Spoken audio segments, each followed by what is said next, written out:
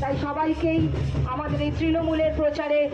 আহ্বান জানাচ্ছি, আপনারা আসুন, ঘর থেকে বেরিয়ে আসুন, বিমান ব্যানার্জিকে চতুর্থবারের মতন আশীর্বাদ করুন, দিদির হাতকে শক্ত করুন। তাই আমাদের সাথে ঘরে যারা রয়েছেন, রাস্তায় যারা রয়েছেন, আবার বলুন ঠান্ডা ঠান্ডা কুল কুল,